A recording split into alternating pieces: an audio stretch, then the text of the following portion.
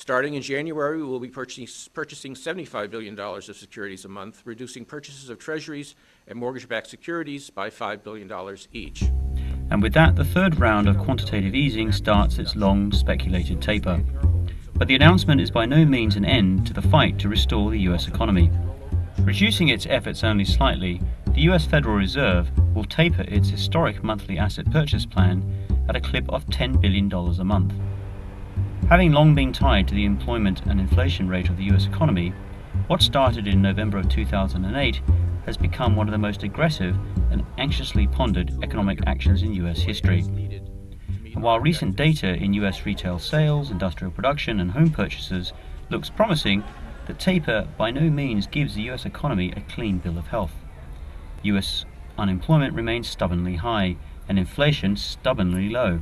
But for all the concern for what a taper may mean, the initial reaction in the equity market was extremely positive, with the S&P 500 rising 1.7% to close at a new record high on Wednesday. The surge in US equity prices after the FOMC statement was published reflected the very accommodative interest rate guidance provided by the central bank. This is a central bank that is telling investors it is in no hurry to raise rates, perhaps not until late 2015 or even 2016. The upshot for markets is that an extended period of low rates means people holding cash will earn next to nothing for a few more years, and that could well spark a final rush into equities from savers. We intend to maintain a highly accommodative policy. Nothing that we did today was intended to reduce accommodation. We're still going to be buying assets at a high rate and increasing our balance sheet and holding on to those assets.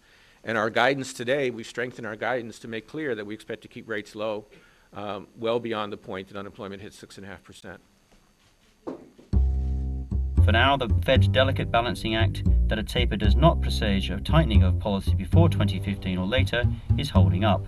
The danger for markets is that should the economy start to pick up, the Fed's insistence in delaying rate hikes creates tension in markets that could well challenge policymakers as the markets price in tighter monetary conditions. For all its faith in its new tool of forward guidance offsetting the taper, the Fed can only hold back a normalization in bond yields and delay any adverse effects on asset prices for so long. This is Mackenzie for the Financial Times in New York.